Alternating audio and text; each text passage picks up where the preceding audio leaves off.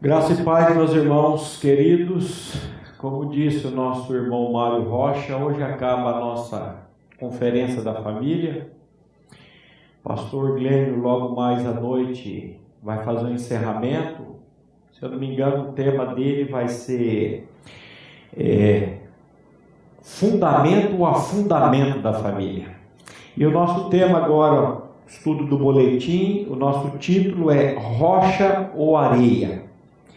E eu queria ler com vocês o nosso texto, que tem sido o texto base dessa conferência, que é Mateus 7, 24 a 27, onde a palavra de Deus diz assim: todo aquele, pois, que ouve estas minhas palavras e as pratica, será comparado a um homem prudente, que edificou a sua casa sobre a rocha, e caiu a chuva, transbordaram os rios, sopraram os ventos e deram com ímpeto contra aquela casa que não caiu, porque fora edificada sobre a rocha. E todo aquele que ouve estas minhas palavras e não as pratica, será comparado a um homem insensato, que edificou a sua casa sobre a areia, e caiu a chuva, transbordaram os rios, sopraram os ventos e deram com ímpeto contra aquela casa, e ela desabou, sendo grande a sua ruína. Vamos ter mais um momento de oração? Pai, nessa manhã nós queremos mais uma vez te louvar, te agradecer e reconhecer, Pai, ainda que não entendamos, que o Senhor continua no controle de todas as coisas. Que o Senhor é o mesmo ontem e continuará sendo para sempre. Sabemos que tudo que está acontecendo, Pai, em nosso país, continua debaixo do teu santo controle e tudo há de redundar para a glória da tua santa trindade. Pai, a nossa pátria realmente não está aqui. Maranata, Senhor Jesus, Maranata. Fala-nos, Pai, nesse momento, por meio da Tua palavra, glorifica e firma as nossas famílias na rocha que é Teu Filho amado. E é no nome dEle que nós oramos e agradecemos. Amém. É isso aí, meus irmãos. Deus operando e Deus fazendo conforme lhe apraz. E eu só queria lembrar os irmãos que a Bíblia diz que, agindo Deus dizendo, agindo eu, quem impedirá? Nesse momento de crise de coronavírus, e agora parece que entra uma crise política também, a única coisa que você e eu podemos fazer é continuar olhando para Jesus, autor e consumador da nossa fé. Volto a dizer, Deus não perdeu o controle de absolutamente nada. Tudo está debaixo do seu santo controle. E é bom a gente saber disso e crer nessa verdade e descansar. Mas vamos ao boletim. Vamos usar hoje essa parábola para ilustrar dois tipos de família. Uma família edificada sobre a rocha e outra edificada sobre a areia. Jesus contou a parábola do homem prudente e do insensato para mostrar a diferença entre aquele que ouve as suas palavras e as pratica e aquele que ouve e não as pratica. Essa parábola, ela não está falando diretamente para a família. O contexto aqui é muito mais abrangente. Nós vamos então aqui hoje fazer uma adaptação. Até porque a palavra de Deus diz que tudo que outrora foi escrito, tudo que foi escrito para o nosso ensino foi escrito, para que pela paciência e pela consolação das Escrituras tenhamos esperança. Não só o Velho Testamento, mas eu creio que toda a Escritura tem um propósito: a salvação, a santificação e a glorificação final da raça do homem caído. O homem prudente cavou fundo, encontrou uma rocha e nela construiu o alicerce que deu toda a sustentação à sua casa. quando veio a inundação e a torrente deu com ímpeto contra ela, nem ao menos chegou a abalá-la. O imprudente, por sua vez, construiu a sua casa sobre a rocha, ou sobre o chão O imprudente, por sua vez, construiu a sua casa sobre um chão arenoso, sem alicerces. E ao chegar à torrente, ela foi completamente destruída. Olha aqui, meus irmãos, 2 alicerces e 2 consequências. O interessante aqui é que as 2 casas passaram pelo ímpeto dos ventos. Você está entendendo isso? As 2 casas passaram pelo ímpeto do vento. As 2 casas. A palavra de Deus diz que a chuva vem sobre bons e maus. O que o Senhor, meus irmãos, quer falar com você e comigo nessa manhã? Que existe uma rocha e que existe um banco de areia. Onde você está construindo a sua casa? Aonde você está construindo a sua família? A rocha, nós já sabemos que é Cristo. O banco de areia é esse mundo e toda a filosofia que permeia esse mundo. Então a pergunta que eu faço para você nessa manhã é essa: aonde você está fundamentando a sua casa? Construir uma casa sobre a rocha nos permite resistir às inúmeras intempéries que a vida nos traz. Presta atenção. Construir uma casa sobre a rocha nos permite resistir às inúmeras intempéries que a vida nos traz. Esse mundo, Jesus disse que nós teremos tribulações e que nós teremos aflições.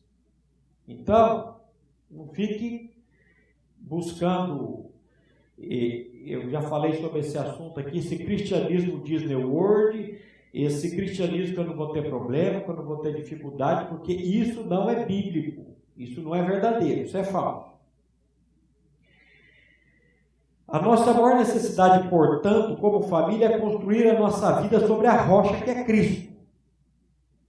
Ele é a verdadeira rocha. E aí, a minha pergunta: onde você está construindo a sua casa? Vamos pegar aqui um exemplo prático. Esse vento que está assolando a nossa cidade, aliás, não só a nossa cidade, esse vento que vem assolando todo mundo, chamado coronavírus. E agora vem outro vento. Um vento da política. Sim ou não? Isso é verdade. Estamos passando por uma crise política. Agora, a pergunta que eu faço, meu irmão, para você é a seguinte: como é que está o seu alicerce? Como é que você está se portando? A Bíblia manda você examine-se a si mesmo. Esse, eu creio que é o momento que Deus tem trabalhado conosco e é o momento que Deus está usando para que você e eu olhemos para a nossa vida e façamos esse exame. Onde que está? Nós vamos ver aqui, onde que está a minha pátria? Nesse mundo? Ouvir Jesus não significa apenas prestar atenção às suas palavras, mas obedecer de todo o coração. É muito importante que nós vivamos e pratiquemos a sua palavra. É um sinal da sua graça e da misericórdia de Deus poder ouvi-las. Presta atenção.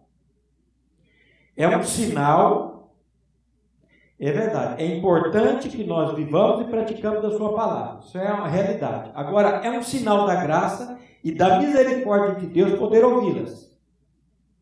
Isso aqui é a mais pura verdade, meus irmãos. Se Deus, por meio do teu Santo Espírito, se Deus não abrir os olhos do nosso entendimento, se Deus não tirar o véu, se Deus não nos dê a visão, nós jamais vamos ouvir.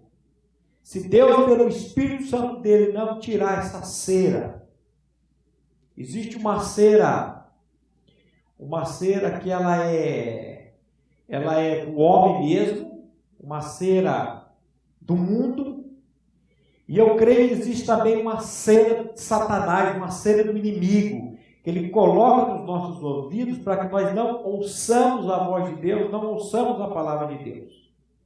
Então, se o Espírito Santo não abrir os nossos ouvidos, nós jamais vamos ouvir a palavra de Deus.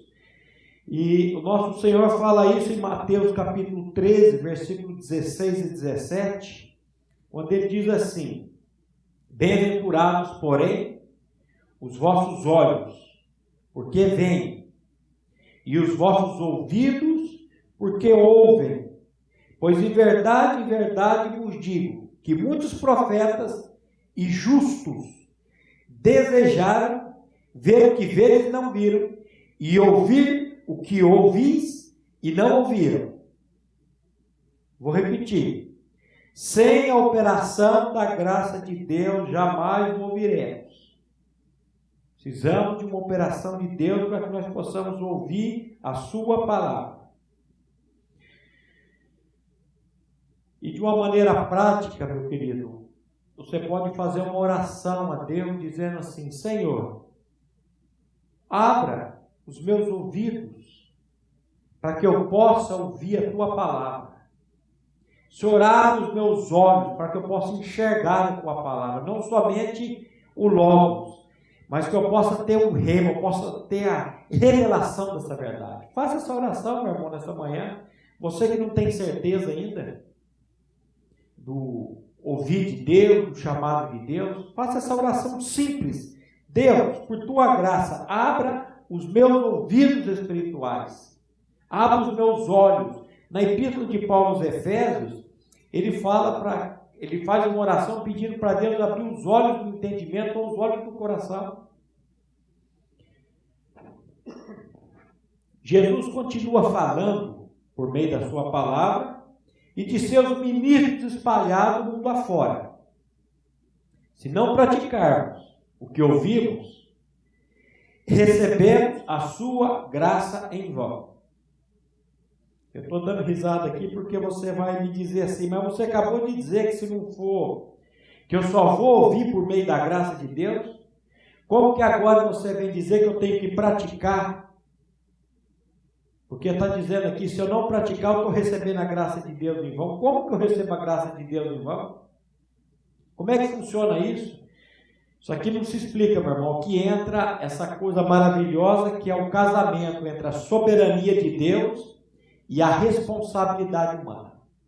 Deus é soberano, mas nós temos a responsabilidade. Deus fala, mas nós temos que também ir diante dele e clamar pela misericórdia dele. Eu não sei explicar para vocês, por exemplo, como é que uma pessoa ouve a palavra, como é que uma pessoa ouve o evangelho e tem uma experiência diante de Deus. E por que que uma mesma pessoa ouve a mesma palavra e ela fica como que apática diante daquilo que ela ouviu?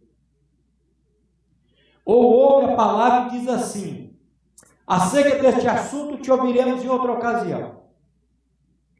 Ou diz assim: muito interessante, mas isso não é para mim.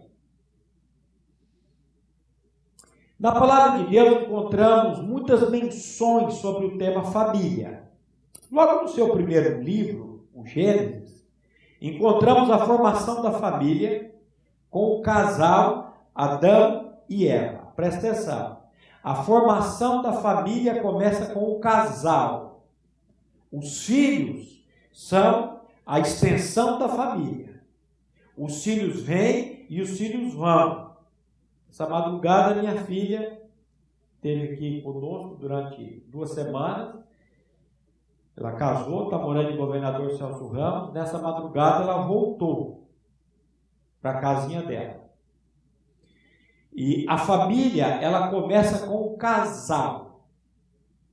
Os filhos, eles vêm, Eles fazem parte da família, mas da mesma maneira que eles vêm, eles vão. Então, por isso que eu estou falando aqui que a formação da família começou com o primeiro casal, Adão e Eva, que por conta da queda foi contaminada com um vírus que é infinitamente mais danoso do que o coronavírus.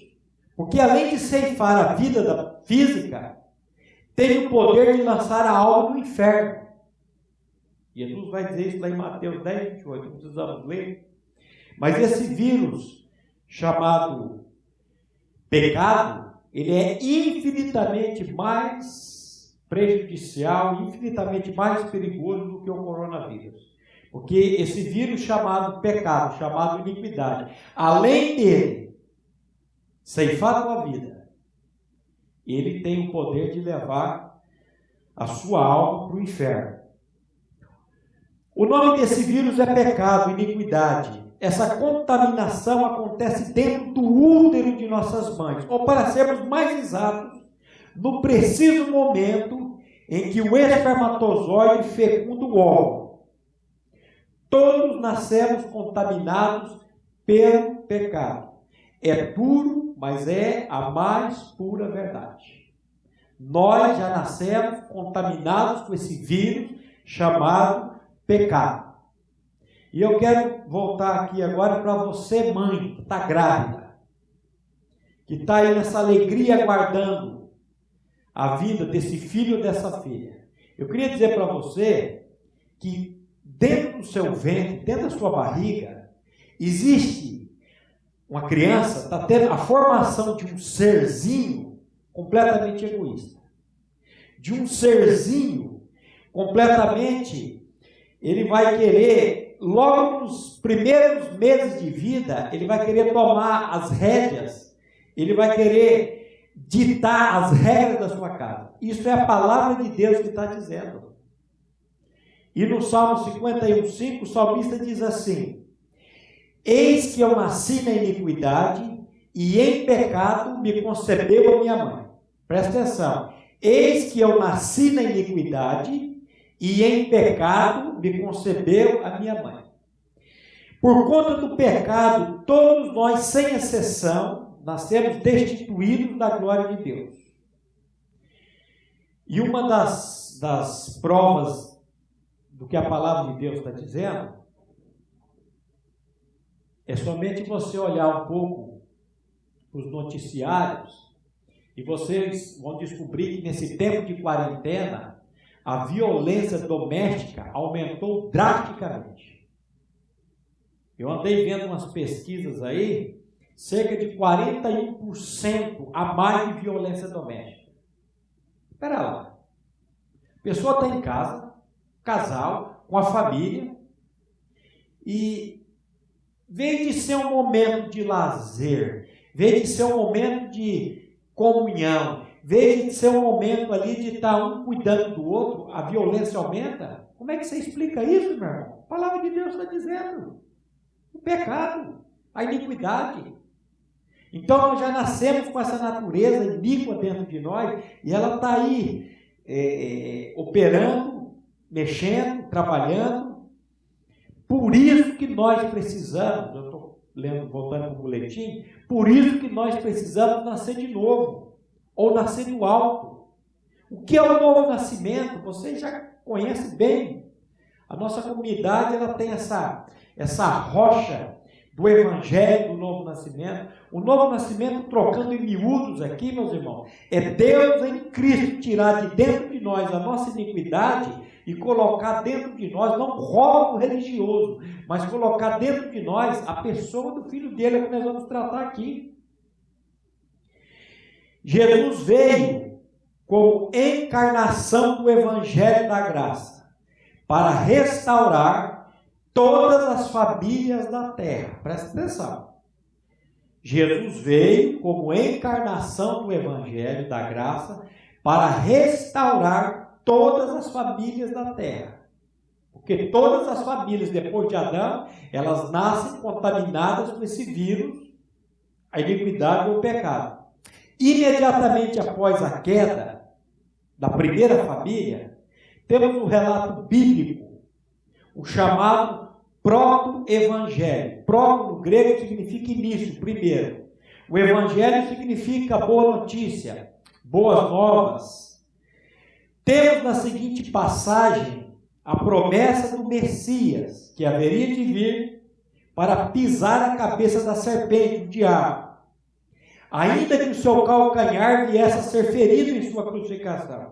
O proto-evangelho, esse chamado primeiro evangelho, nós temos aqui em Gênesis capítulo 3, versículo 15, quando a palavra de Deus nos diz assim: porém inimizade entre ti e a mulher, entre a tua descendência e o seu descendente, este te ferirá a cabeça e tu lhe ferirás o calcanhar.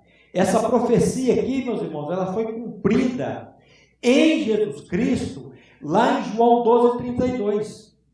O que diz João 12:32? Jesus foi crucificado numa cruz no chão, e o texto diz: e eu, quando for levantado da terra, atrairei todos a mim mesmo. A profecia de Gênesis 3,15 foi cumprida em João 12:32. Na cruz de Cristo, a nossa iniquidade foi toda arrancada. Na cruz de Cristo. Você lembra daquele texto que diz: levando ele mesmo em seu corpo sobre o madeiro os nossos pecados, para que nós, mortos para os pecados, pudéssemos ver para a justiça, e pelas suas pisaduras fomos sarados? Então, na cruz, no corpo santo, levando ele mesmo em seu corpo sobre o madeiro os nossos pecados. Na cruz, Deus faz aqui a restauração de toda a família da terra. Paulo reforça essa verdade em Gálatas 2, 19 e 20, quando ele diz: porque eu, mediante a própria lei, morri para a lei, a fim de viver para Deus. Estou crucificado com Cristo, logo já não sou eu quem vive, mas Cristo vive em mim. E esse viver que agora tenho na carne, vivo pela fé do Filho de Deus, que me amou e a si mesmo se entregou por mim. Eu estou crucificado com Cristo, e vivo não mais eu, mas Cristo vive em mim. Meu irmão, você tem a convicção de que Cristo é a sua vida? Você crê que realmente Cristo é a sua vida? Essa semana eu levei em xeque a experiência de um casal, e eu perguntei para eles: o que é cristianismo para você? E eles, de certa maneira, não conseguiram responder a essa pergunta. E eu perguntei aos dois, porque os dois se diziam cristãos: se você morresse hoje e chegasse lá diante de Deus no céu, e ele perguntasse: por que você pode entrar aqui? O que você responderia? E os dois me disseram: eu não entraria no céu, eu iria para o inferno. E eu, sem tubiar, eu virei e disse: vocês são religiosos. Vocês cresceram na religião, mas vocês precisam conhecer o Evangelho. E simplesmente expomos a obra salvadora de Cristo na cruz do Calvário, mostrando que lá na cruz Jesus podia fazer deles, como pode fazer de cada um de nós, uma nova criação, uma nova criatura. A palavra de Deus diz: se alguém está em Cristo, é uma nova criatura. As coisas velhas ou as coisas antigas já passaram, e eis que tudo se fez novo. A palavra de Deus diz: nenhuma condenação há para os que estão em Cristo Jesus. E Paulo está reforçando essa verdade aqui, que nós já conhecemos desse versículo. Eu creio que a nossa comunidade aqui, 90% da nossa comunidade deve conhecer esse versículo de cor. Eu estou crucificado com Cristo, e vivo não mais eu, mas Cristo vive em mim. Mas eu sei também que muitas pessoas conhecem esse versículo só de ouvir falar. Ainda não foram enxertados pelo poder do Espírito Santo. Aqui temos o cumprimento da promessa da restauração disponível a todas as famílias da terra. Aqui temos o cumprimento da promessa da restauração disponível a todas as famílias da terra. Por mais difícil que seja a situação que sua família esteja passando, em Cristo tudo pode ser restaurado mediante a fé na obra salvífica executada pelo nosso Senhor na cruz do Calvário. Não existe, meu querido, problema ou dificuldade que a sua família esteja passando, que Deus em Cristo não possa intervir. Não existe. Não existe. Lembrei-me agora de um cântico que nós cantávamos aqui na nossa comunidade, que uma das estrofes dele, ele dizia assim: Jesus fez maravilhas, está fazendo e vai fazer. Só não faz na sua vida porque você não crê. Ele salva o pecador, dá alegria, gozo e paz, cura toda enfermidade e expulsa Satanás. Por quê? Aí vem o refrão da música: Cristo tem poder, Cristo tem poder, Cristo tem poder, aleluia tem poder. Olha, qual que é o teu problema? Qual que é a tua dificuldade? Qual o vale da sombra da morte que você está ou esteja passando, que o Senhor não está com você nesse vale? Edificar a nossa casa sobre a rocha é levar cada membro da nossa família, a cada membro da nossa família, o evangelho das insondáveis riquezas de Cristo. O que é, na prática, eu edificar a minha casa sobre a rocha? É eu, como pai, como esposo, como profeta, como sacerdote, como rei da minha casa, porque Deus assim o colocou, levar a cada membro da minha família o evangelho da graça. O que é evangelho, pai? Você sabe o que é evangelho? Evangelho é a boa notícia, que Cristo morreu, ressuscitou, nos atraiu, nós morremos com Ele, ressuscitamos com Ele, e agora Ele venceu a nossa vida. Fale, pai, desse evangelho para a sua família. Fale, não tente convencer em nome de Jesus, porque você não pode convencer. Eu não posso convencer. Ninguém pode convencer. A nossa tarefa é lançar a palavra, é pregar o evangelho. A Bíblia chega a dizer assim: pregue a palavra, tempo fora de tempo, admoesta, repreende com toda a longanimidade. Não tente convencer o seu filho, não tente convencer a sua filha, simplesmente fale do evangelho. Viva o evangelho na sua casa. Se você ainda não consegue ter essa vivência do evangelho, clame a Deus por misericórdia. Peça a Ele para que esse evangelho seja internalizado dentro de você.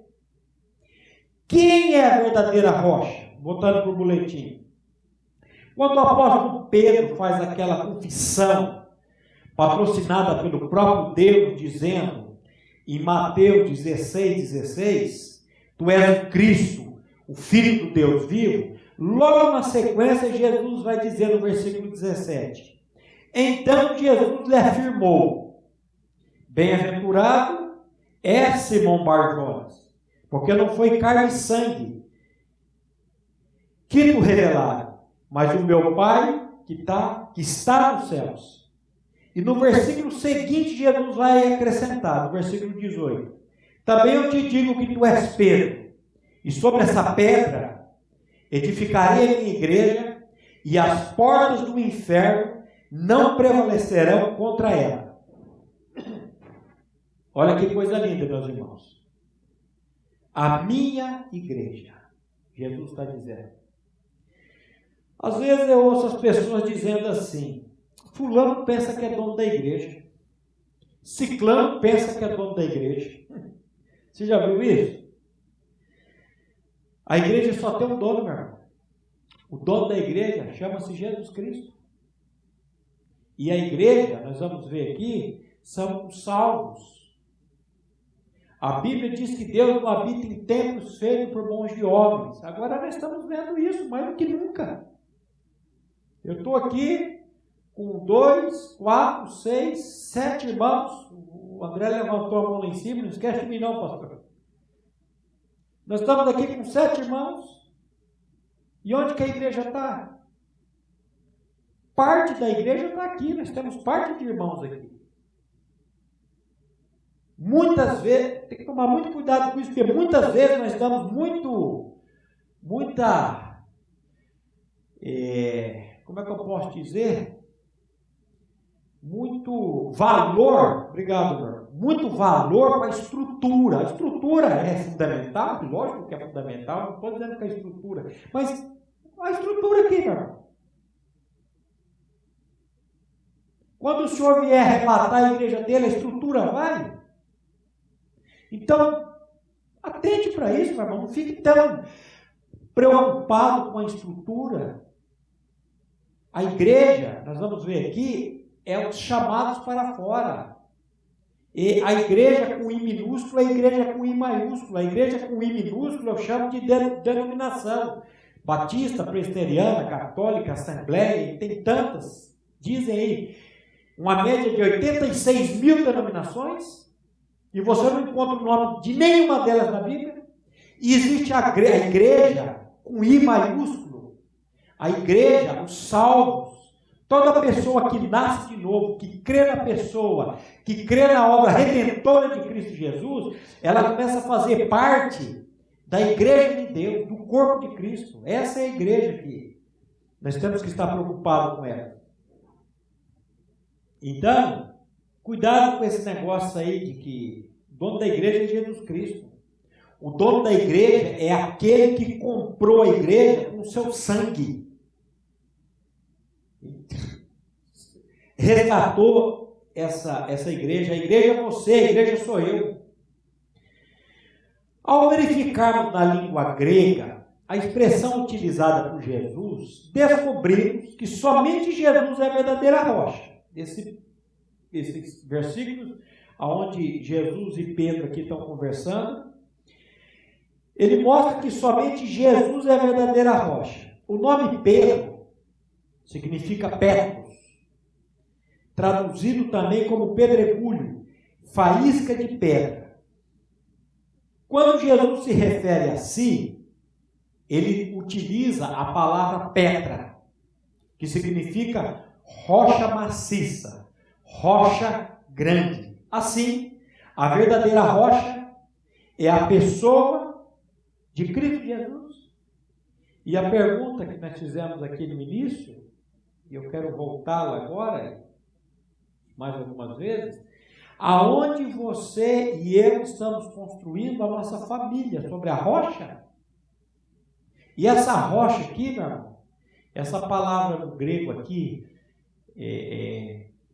pedra, ela é aquela rocha maciça.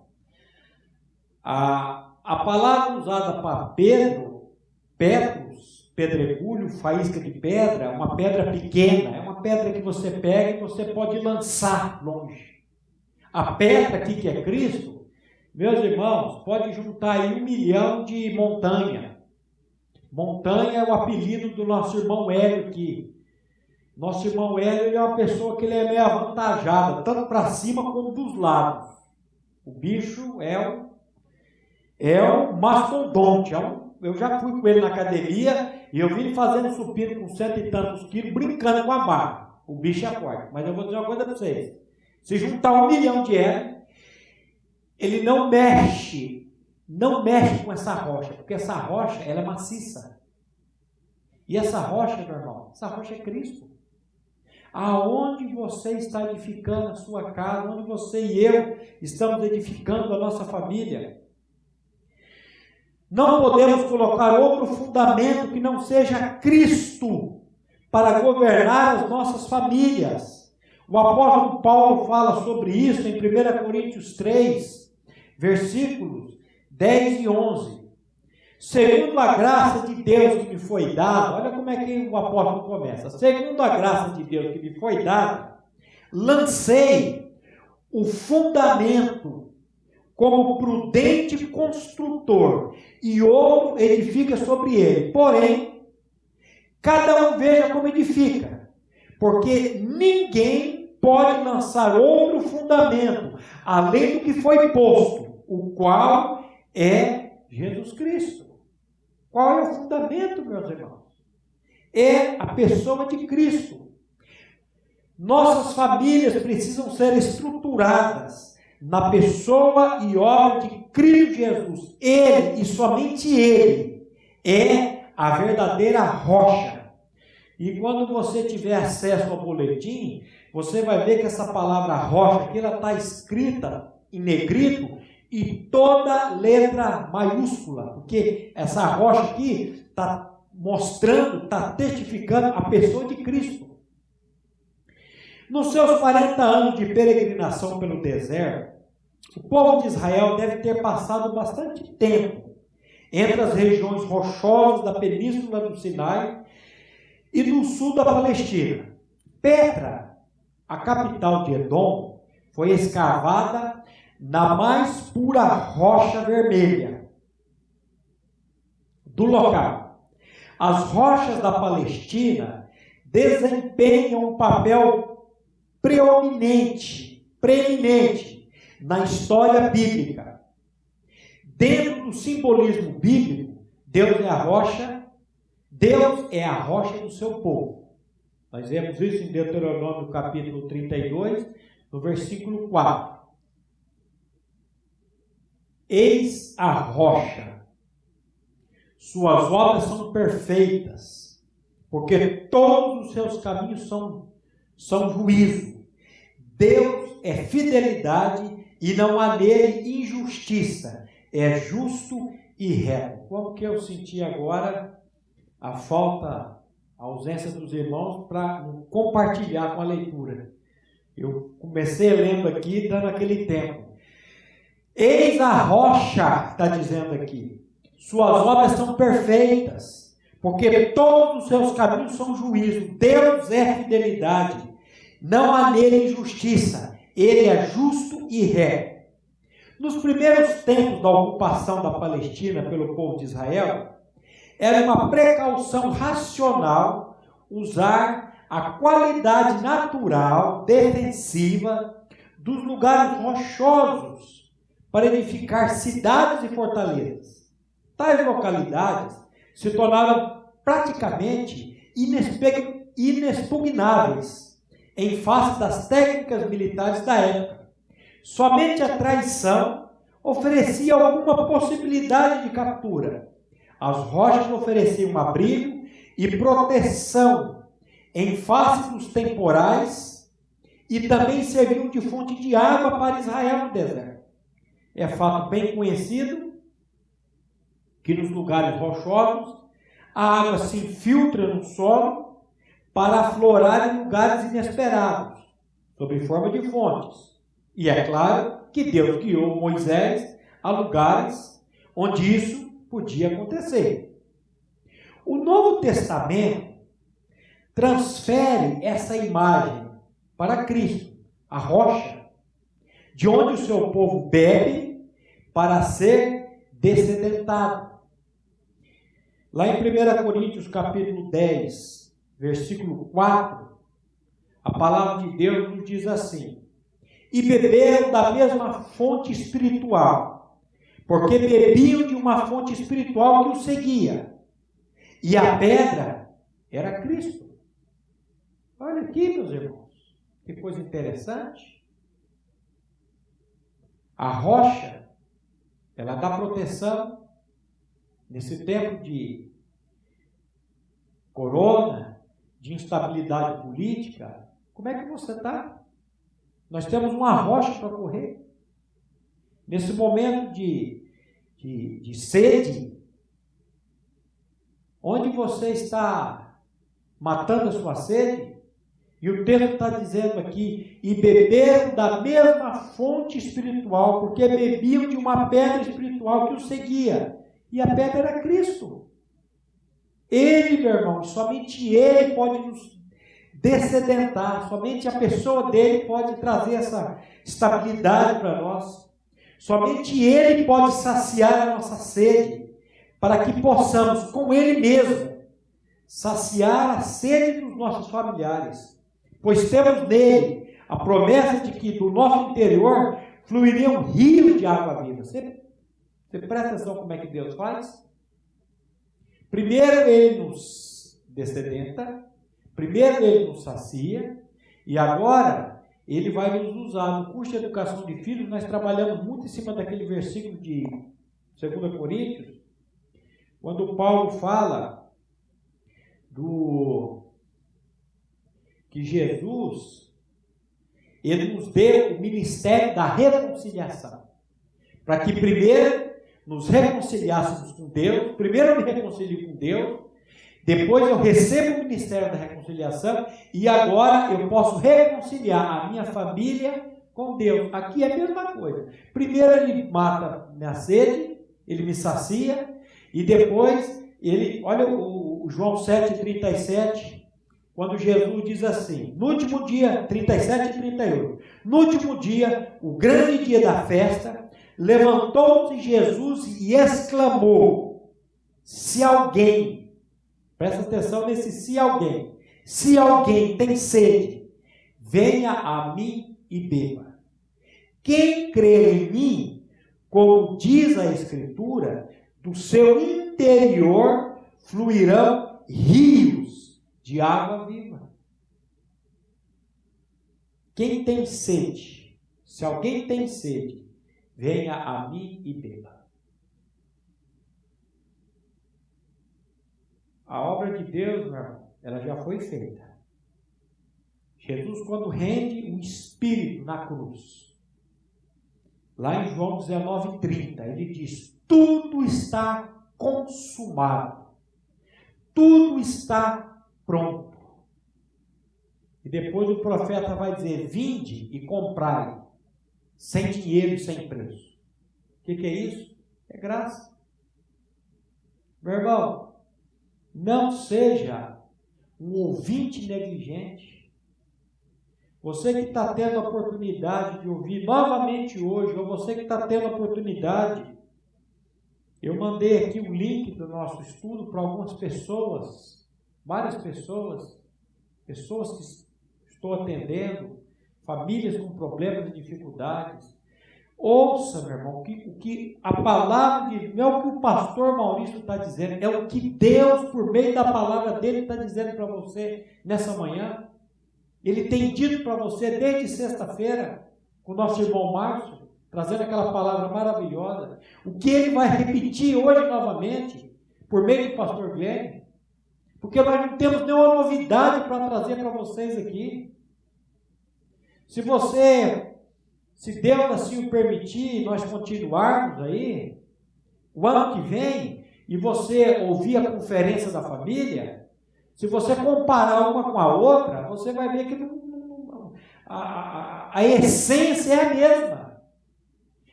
Olhe para Jesus, olhe para a obra executada na cruz do Calvário. Ele pode saciar a tua sede, ele pode saciar a sede da tua família. Se você crer nele, como diz as Escrituras, do seu interior fluirá um rio de água viva. E ele continua, meu irmão, operando, ele continua fazendo isso nas famílias.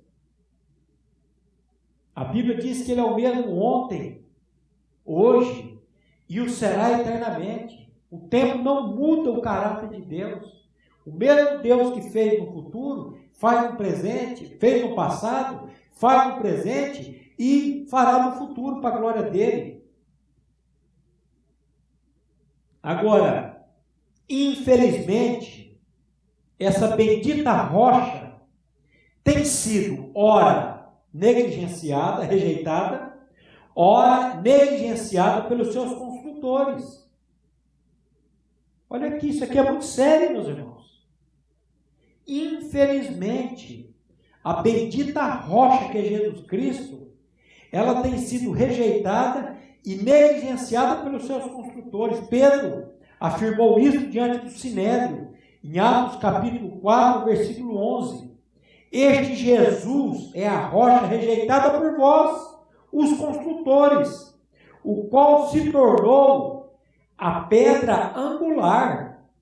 Olha o que Pedro está dizendo aqui, meus irmãos, diante do Sinédrio, que Jesus, ele é a pedra que foi rejeitada por vocês, mas essa pedra se tornou a pedra angular. Em sua epístola, Pedro vai repetir praticamente a mesma afirmação, no capítulo 1, versículo de 2 a 6, quando Pedro diz assim: pois isso está na Escritura, eis que põe em Sião uma pedra angular, eleita e preciosa, e quem nela crer, não será de modo algum envergonhado.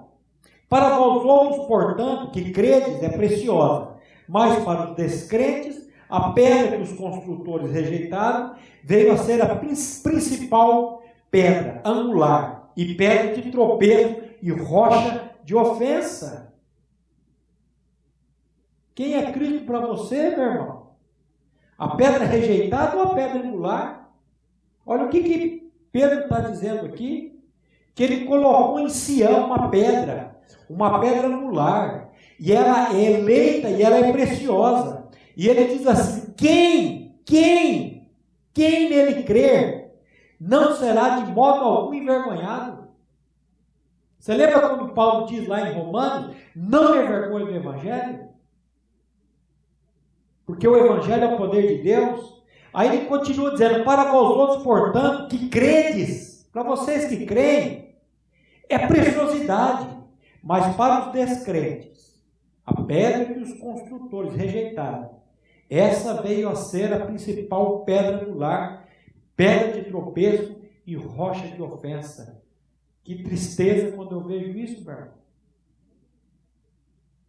Porque a sua família, ela pode ser fundada em cima da rocha que é Cristo, assim como ela pode estar sendo fundada em cima dessa rocha de ofensa aqui.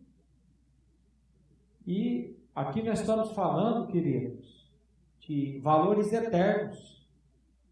Nós estamos falando de coisas temporais. Rejeitamos a Cristo quando colocamos outros meios de salvação que não seja única e exclusivamente por meio da sua obra executada na cruz do Calvário em nosso benefício. Quando que você rejeita essa rocha? Quando que você rejeita Cristo? Quando você coloca outros meios de salvação, que não seja somente a obra de Cristo na cruz. Quando você quer tentar ser salvo sem passar pela cruz, você está rejeitando a rocha. Rejeitamos Cristo quando colocamos regras. Outra maneira de você rejeitar a rocha. Quando você coloca regras, leis, mandamentos para tentar mudar a vida das pessoas, independentemente da graça divina. Você rejeita a rocha. Quando você, de alguma maneira, quer mudar as pessoas, a sua família, com regras, com leis, com mandamentos, independentemente da graça de Deus, que pode alcançar esse coração e transformar esse coração de dentro para fora. Cuidado com isso, meu irmão. A Bíblia diz que a lei nunca, jamais aperfeiçoou coisa alguma. Você ouviu? A lei nunca, jamais aperfeiçoou coisa alguma. Somente a graça de Deus pode transformar, primeiramente, a sua vida e, em seguida, a vida da sua família. Fale do Evangelho, fale da rocha, estude esse assunto na palavra de Deus. Quando eu comecei a escrever esse boletim, eu falei para o Wildo, eu já estou com quase 2.000 palavras aqui, e aí enxuga daqui, enxuga dali, e como esse assunto, você vai estudar esse assunto na Bíblia sobre a rocha, como que ele é amplo, tem um tempo. Eu sei que tem muita gente em casa aí, grudado no Netflix dia e noite. Meu irmão, tem um tempo uma palavra. Tem um tempo de comunhão com a tua família. Tem um tempo de devocional com a tua família. Ore pela tua família. Tem uma comunhão real com a tua família. Então, voltando aqui para o boletim, rejeitamos a Cristo quando colocamos outros meios de salvação. Rejeitamos a Cristo quando colocamos regras, leis, mandamentos para tentar mudar a vida das pessoas, independentemente da obra divina. Rejeitamos a Cristo quando buscamos nesse mundo aquilo que só pode ser encontrado nele. Somente a pessoa de Cristo vai poder saciar o desejo do teu coração, o desejo do coração da tua família. E nós precisamos falar isso para os nossos filhos. Somente eles, nós só vamos encontrar nele. Ditas essas coisas, devemos nos questionar: onde estamos edificando nossas casas? Sobre a areia ou sobre a rocha? Não se sinta capacitado para colocar em prática esses princípios. Eu lembro do estudo do irmão Fernando Prison aqui também, que esse mês foi todo da família. Quando ele disse isso, aquilo falou meu coração e eu falei, eu preciso voltar a dizer isso. E ele disse isso: não se sinta capacitado. Não se sinta, ninguém tem capacidade para colocar em prática esses princípios, porque somos completamente inaptos para tal. Antes devemos nos achegar diante daquele que pode nos socorrer e habilitar. Precisamos ir diante do trono da graça de Deus, para que Ele possa nos socorrer, para que Ele possa nos habilitar, para que Ele possa nos saciar, para que do nosso interior, como nós lemos aqui, fluam rios de água viva. Em 2 Coríntios 3:5, o apóstolo Paulo fala essa verdade. E ele é até mais enfático, porque ele começa a dizer assim: não que por nós mesmos sejamos capazes de pensar alguma coisa. Olha como é que ele começa: de pensar, não é nem fazer. Não que por nós mesmos sejamos capazes de pensar alguma coisa como se partisse de nós. Pelo contrário, a nossa suficiência vem de Deus. O que eu vejo quando eu olho para esse versículo aqui, meu irmão? Que não tem desculpa para você, pai. Não tem desculpa para você, meu irmão. Mas eu não tenho capacidade, mas eu não sei lá. Ele está dizendo aqui que a suficiência do Senhor vai invadir o teu coração, vai invadir a tua vida. A única coisa que você precisa, meu irmão, é se colocar à disposição de Deus, dizendo: Senhor, eu estou aqui. Você acha que nós que vemos aqui todo domingo à frente, que pregamos a palavra, você acha que nós temos capacidade de pregar a palavra? Se nós olharmos para nós mesmos, nós vamos travar. Mas nós temos que estar olhando para Deus e dependendo do Senhor. Usa-me, Senhor. Ainda que um vaso fraco, ainda que um vaso imperfeito, ainda que uma vida que está sendo tratada, que está sendo trabalhada pela tua graça, usa-me para glorificar o teu nome. Muitos irmãos aqui vêm cumprimentar a gente: irmão, você é uma bênção, irmão, olha você. Eu já contei essa história aqui de uma irmã uma vez que veio, depois de uma pregação, e ela pegou na minha mão e falou assim: irmão Maurício, o seu nome não tinha que ser Maurício, o seu nome tinha que ser Maurício. E eu olhei para ela e falei: você não me conhece, minha irmã? Quem me conhece é quem anda comigo, é quem come sal com a gente. Você sabe quem conhece pastor? É secretário da igreja. Secretário da igreja conhece pastor, está todo dia ali convivendo com ele. Quem te conhece, meu irmão, é tua família. Aqui nós podemos usar uma máscara, a hipócrita, mas lá fora não tem como. Mas a nossa suficiência vem do Senhor. A Bíblia diz: buscai ao Senhor enquanto se pode achar, invocai enquanto está perto. Meus irmãos, você não está vendo o que está acontecendo no mundo, não? Ou você está dormindo de touca? Ou você está anestesiado aí no sofá? Você não está vendo que Deus está dando uma chacoalhada na figueira, não, meu irmão? Até quando você vai ficar aí dormindo em berço esplêndido e não vai tomar uma posição diante de Deus e diante da palavra dele? Eu não estou dizendo para você tentar fazer algo que parte de você. Paulo está dizendo aqui, nós não somos capazes nem de pensar alguma coisa como se partisse de nós. Pelo contrário, toda a nossa suficiência vem do Senhor. Então não tem desculpa para você, não tem desculpa para mim. E eu creio que esse é um tempo de estarmos diante do Senhor. Temos um trono de graça, ao qual podemos nos achegar confiadamente, sabendo que seremos recebidos, acolhidos e capacitados por Deus. E que se importa conosco, se interessa amorosamente pelas nossas famílias. Meu irmão, a pessoa mais preocupada em salvar a tua família é o próprio Deus. Antes de ser você, é o próprio Deus. Porque a Bíblia diz que a vontade de Deus é que todas as pessoas, todos os homens sejam salvos e cheguem ao pleno conhecimento da verdade. Então vá diante desse trono da graça. Em que momento você estará edificando a sua casa sobre areia? Quando estiver preocupado só com aqui e agora. Somente com as coisas deste mundo. No momento em que as tempestades chegarem, a família que edificou a sua casa sobre a rocha não se atemorizará. Presta atenção. Em que momento que você está edificando a sua família, a sua casa sobre a areia? Quando você está preocupado só com aqui e agora. Quando você está preocupado em aumentar somente a sua conta bancária. Quando você está preocupado em adquirir mais e mais bens, sítios, fazendas, propriedades. Você está edificando a sua casa sobre a areia. Eu estou edificando a minha casa sobre a areia.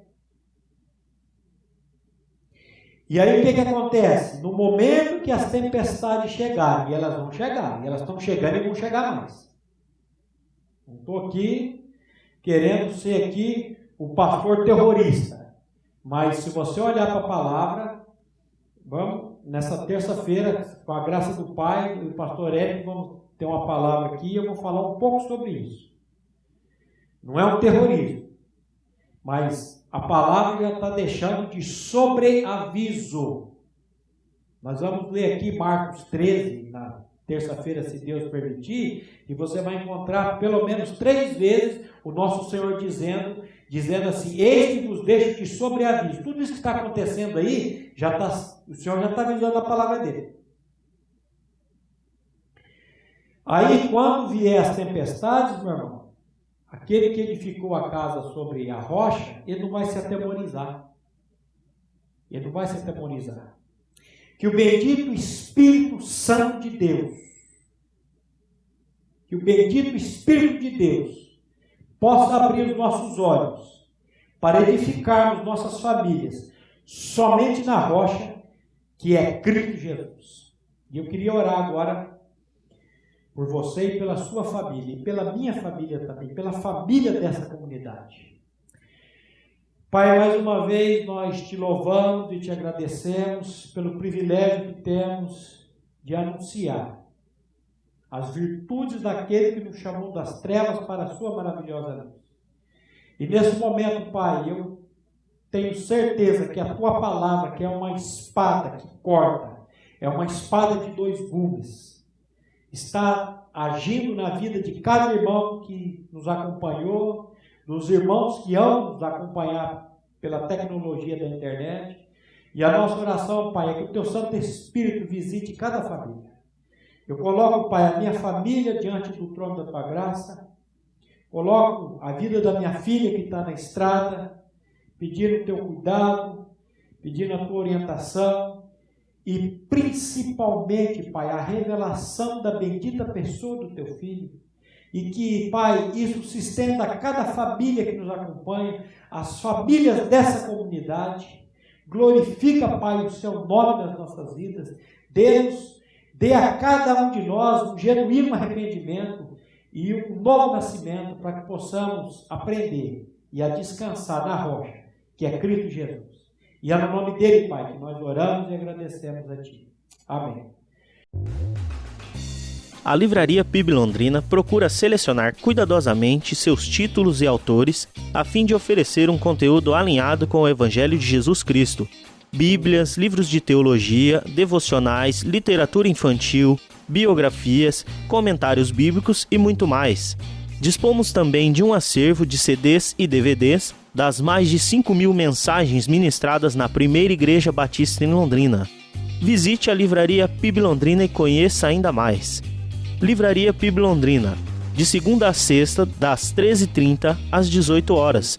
Endereço na Avenida Paraná, 76A, próximo ao Calçadão, bem no centro de Londrina. Ligue para 3372-8921 ou acesse o site www.livrariapiblondrina.com.br.